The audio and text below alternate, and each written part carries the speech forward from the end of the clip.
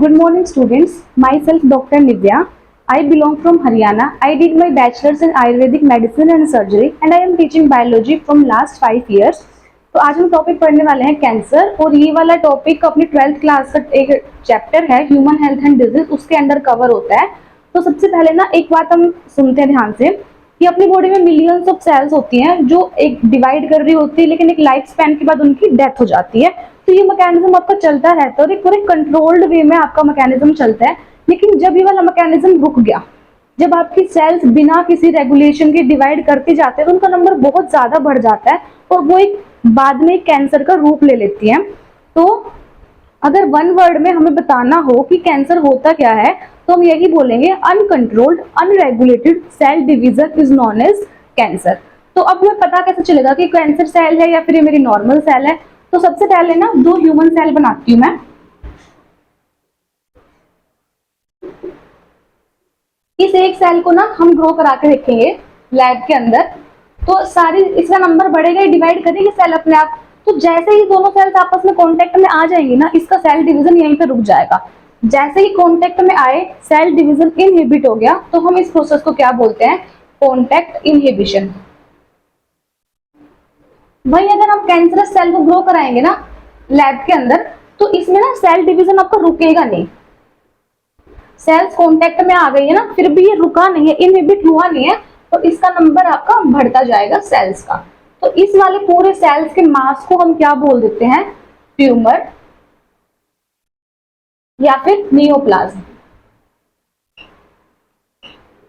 इसमें contact inhibition की property नहीं रही है, यही एक सबसे बड़ी प्रॉपर्टी होती है आपकी कैंसरस सेल की। अब हमने टाइप्स ऑफ ट्यूमर पढ़ेंगे कि अपने ट्यूमर्स कितने टाइप के होते हैं।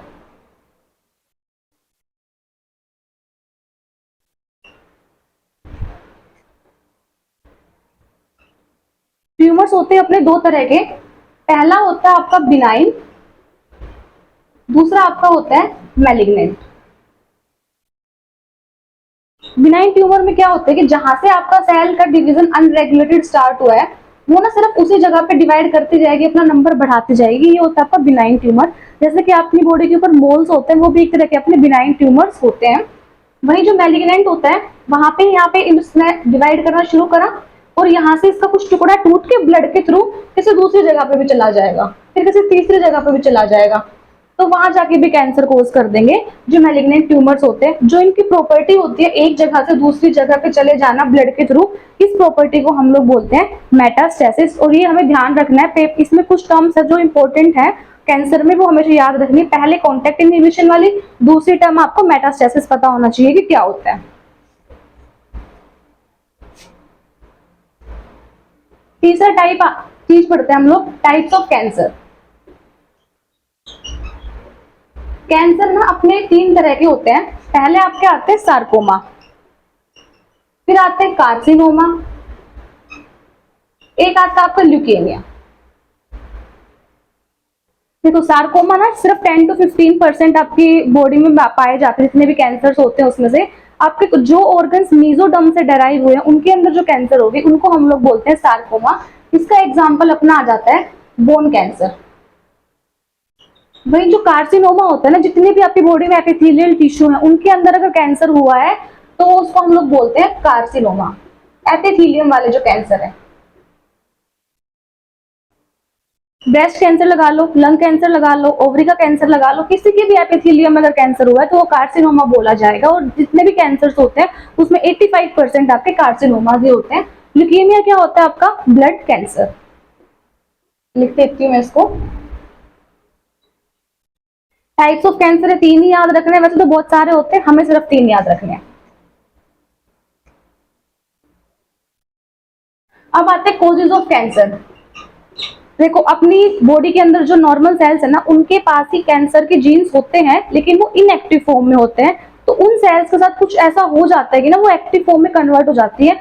अब इनएक्टिव जो जीन्स थे वो एक्टिव कैंसरस जीन में कैसे कन्वर्ट हो गए, वो अभी हम देखते हैं।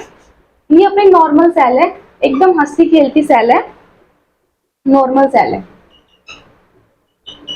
इसके पास ना ये जीन्स प्रेजेंट है, लेकिन ये तो इनएक्टिव फॉर्म में है, तो कोई फर्क ही नहीं पड़ता इसको। तो इन वाले जीन्स को हम लोग बोलते हैं प्रोटो-ओन्कोजीन्स। और यही सेल अपनी खुद की बॉडी की सेल्स ही कैंसरस सेल में कन्वर्ट हो जाती है। तो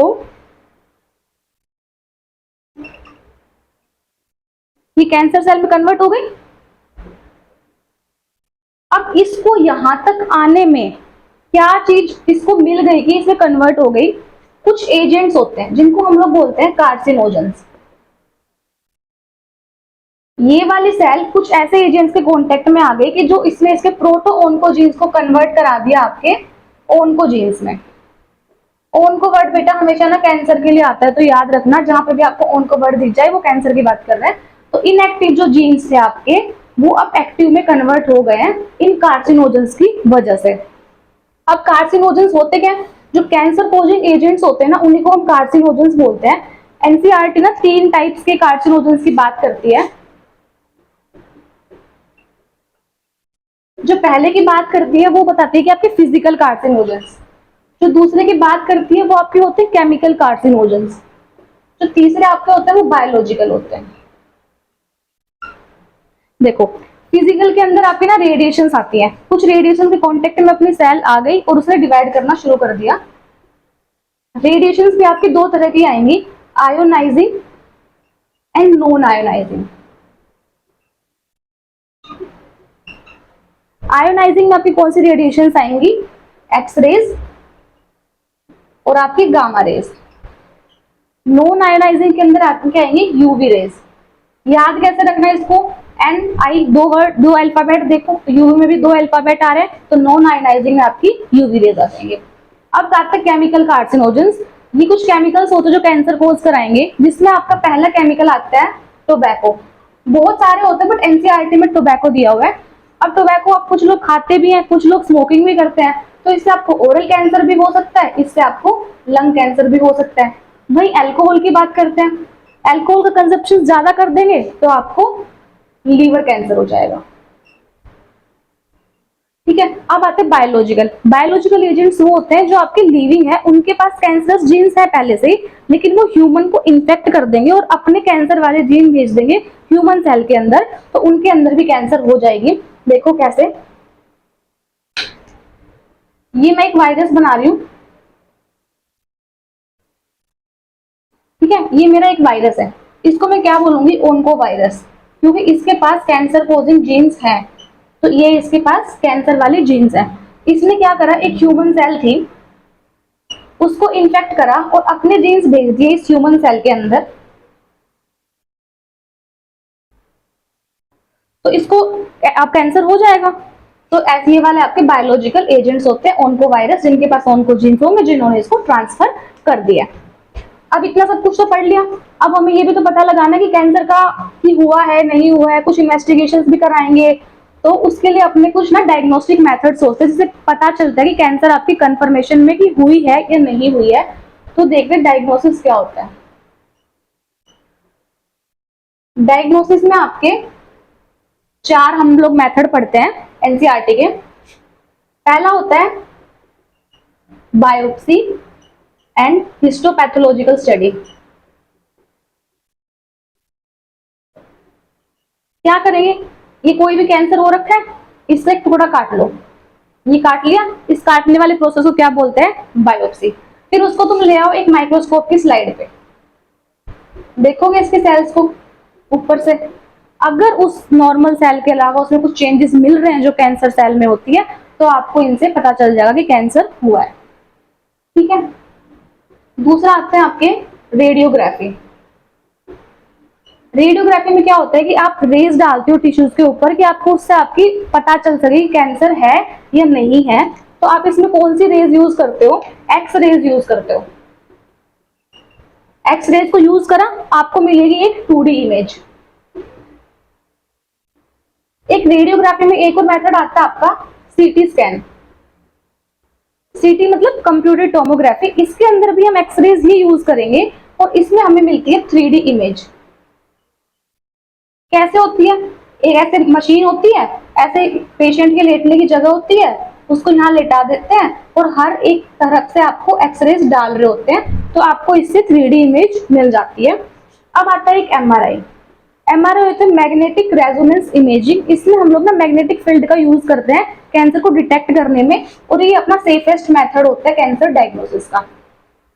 तो ये अपना एमआरआई यहाँ पे कंप्लीट हो गया। कुछ आते हैं आपके कैंसर सस्पेक्टेड जीन्स होते हैं, उनका detection. Cancer suspected genes detection. देखो कुछ कुछ जो लोग फैमिलीज होती है ना, उनके में ना कैंसर की हिस्ट्री चल रही होती है कि उनसे पहले वाले जनरेशन को थी, उससे पहले वाले जनरेशन को थी, तो ना वो अपना टेस्ट करा लेते हैं पहले से, कहीं हमारे अंदर तो वो कैंसर वाले जीन्स नहीं है। इसका सबसे अच्छा एग्जांपल मैं आपको बताती हूँ। हॉलीवुड एक्ट्रेस है जो एंजेलिना जोली, उनकी मदर को ब्रेस्ट कैंसर था और उनकी डेथ हो गई थी। तो उन एक्ट्रेस ने क्या करा कि अपना पहले ही चेकअप करा लिया कि मेरे पास तो कहीं मदर से कैंसर वाले जीन्स नहीं आ गए हैं। तो उनको जब पता करा तो उनके पास ब्रेस्ट कैंसर वाले जीन्स प्रेजेंट थे, तो उनको कैंसर होने से पहले ही उन्होंने अपनी ब्रेस्ट रिमूव करा ली, जिसको हम लोग बोलते हैं मैस्टेक्टोमी, ब्रेस्ट रिमूवल वाले प्रोसीजर को। तो ये अपने डायग्नोसिस के मेथड हो जाते हैं। नेक्स्ट जो अपना आता है ना, वो आता है ट्रीटमेंट। अब कैंसर हो गया, पता भी लगा लिया, अब उसका ट्रीटमेंट भी तो करना पड़ेगा। ट्रीटमेंट में पहला आता है आपका सर्जरी। जहां पे आपने कैंसर देखी उस वाले टिश्यू को हटाओ और उसकी सर्जरी करो, एक ऑप्शन। दूसरा आता है आपका कीमोथेरेपी। कीमोथेरेपी में क्या होता है, कीमो मतलब केमिकल्स, कुछ ऐसे केमिकल्स लोगे जिससे आपके कैंसर की जो सेल्स है उनकी ग्रोथ कम हो जाएगी या वो सेल्स मर जाएंगी, तो वो आपको होता है कीमोथेरेपी। कीमोथेरेपी के साइड इफेक्ट्स भी होते हैं, क्या हेयर फॉल होने लग जाएगा पेशेंट को, अनेमिया की कंडीशन भी आ जाती है। तीसरा आता है आपका रेडियोथेरेपी। रेडियोथेरेपी में क्या होता है कि आप ना इसमें पेशेंट को रेज देते हो कि उससे उनके कैंसर की सेल्स की डेथ हो जाए। चौथा आता है आपका इम्यूनोथेरेपी। इम्यूनोथेरेपी में आप क्या करते हो कि पेशेंट का ऑलरेडी कैंसर की वजह से इम्यूनिटी बहुत कम हो रखी होती है, तो उसकी इम्यूनिटी को बढ़ाने के लिए हम उसको कुछ केमिकल्स देते हैं। उसका एक एग्जांपल दिया हुआ है एनसीईआरटी में, अल्फा इंटरफेरोन्स। तो ये इम्यूनोथेरेपी के अंडर आ जाता है। बस कैंसर का टॉपिक सिर्फ इतना सा ही है जितना हमें एनसीईआरटी के अकॉर्डिंग कवर करना है। तो मैं एक बार आपको फटाफट से रिकैप करा देती हूँ। डेफिनेशन आएगी, uncontrolled unregulated cell division is known as cancer. आपको नॉर्मल सेल और कैंसर सेल में क्या डिफरेंस होता है, कॉन्टेक्ट इनहिबिशन वाली प्रॉपर्टी जो होती है वो कैंसर सेल में से जा चुकी होती है। फिर आते हैं अपने ट्यूमर्स की बात कि ट्यूमर कितने तरह के होते हैं। ट्यूमर होते हैं आपके दो, बिनाइन और मैलिग्नेंट। बिनाइन जहां से ओरिजिनेट हुए वो वहीं की वहीं रहेंगे, वहीं जो मेटास्टैटिक वाले थे ओरिजिन तो यहाँ हुआ है लेकिन अलग अलग ऑर्गन्स में वो पहुंच गए हैं, तो वो होता है मैलिग्नेंट ट्यूमर्स की प्रॉपर्टी। और जिस प्रॉपर्टी से वो इधर उधर पहुंचे हैं दूर दूर ऑर्गन्स में, उस प्रॉपर्टी को हम लोग बोलते हैं मेटास्टेसिस। तो अपना ये भी कवर हो गया। Types of cancer, types of cancer में अपने 3 तरह की कैंसर आती है, सार्कोमा, कार्सिनोमा और आपकी ल्यूकेमिया। सार्कोमा जो ऑर्गन मेसोडर्म से डेराइव होते हैं उनमें होती है, कार्सिनोमा आपके एपिथेलियल वाले टिश्यूज में होती है, ल्यूकेमिया आपकी ब्लड कैंसर होती है। कॉजेज ऑफ कैंसर में हमने तीनों एजेंट्स देखने हैं, फिजिकल, केमिकल, जो आपने बायोलॉजिकल, तीनों देखेंगे। डायग्नोसिस में भी आपके 4 थे, बायोप्सी एंड हिस्टोपैथोलॉजिकल। सेकंड था आपका रेडियोथेरेपी, रेडियो डायग्नोसिस है जिसमें आप एक्सरेज और ये सब यूज कर रहे थे, सीटी स्कैन था, एमआरआई था। और उसके बाद हम लोग आते ट्रीटमेंट पे। ट्रीटमेंट में आपका 4 ऑप्शंस है, सर्जरी कर लो, रेडियोथेरेपी दे दो, कीमोथेरेपी दे दो, या फिर आपको इम्यूनोमोड्यूलेटर्स दे दो जिससे आपकी इम्यूनिटी बढ़ जाए। Thank you so much for listening me.